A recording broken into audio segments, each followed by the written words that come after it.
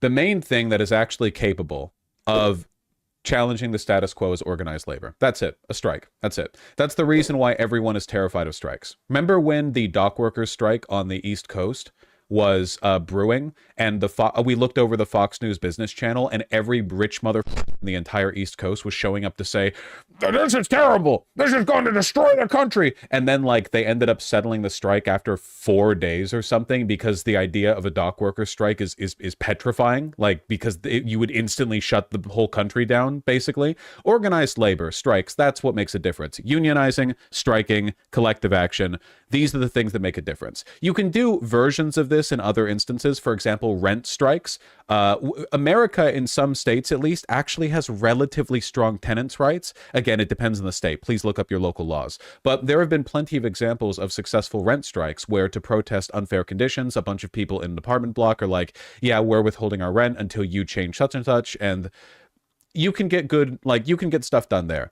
Maybe your usefulness in a political sense, your ability to beget like a good outcome, maybe that isn't you going out and joining an activist org. Maybe instead you live your life for like 12 years and you do your best and so on and so forth. You take care of your finances, you raise a family, but sometime in the future, 12 years from now, okay, you get approached by a covert union organizer in a country which has even worse union rights than we have today. You get approached by a union organizer and they say, are you on board?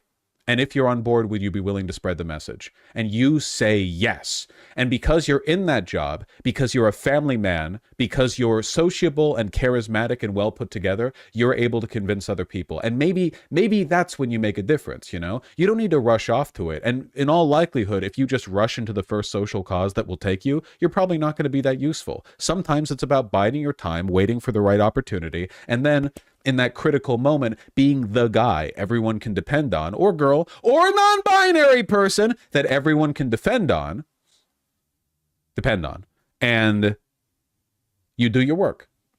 Look, I'll only put it this way, relative, that's a very idealized view. Strongly disagree. I think I'm actually describing an extremely realistic understanding of how organizing and activism tends to work, okay?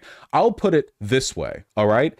If I may, okay? Like, relative to my life. It's pretty obvious what my skill set is. I like talking on stream. I lucked out. I got the job. Yay. Okay?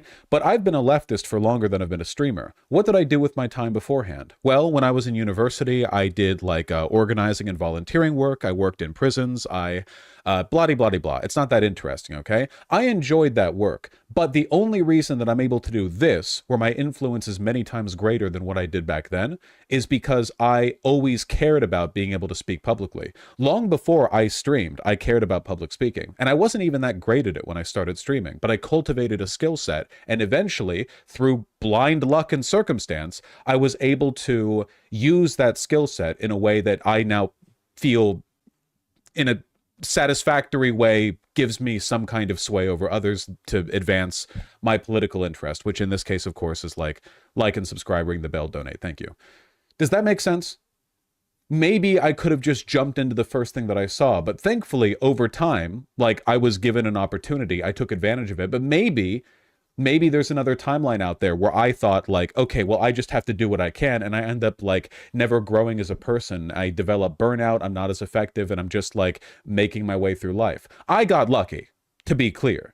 But I also think that what happened to me is a good example of the importance of trying to develop a skill set, live your life well, and then as the opportunity comes, take advantage of it. Which jobs would you consider to be most positively impactful? Lurky, you're not listening to me. You're doing the exact opposite of what I just said. You're getting at something from the bottom up. You're talking about like, I just told you, live your life. Don't wait for direction. What leftist job should I have? Just you knowing what you want to do and being disciplined and attained and what have you, that's your growth process. If you can't do that, like that's the step one, you know?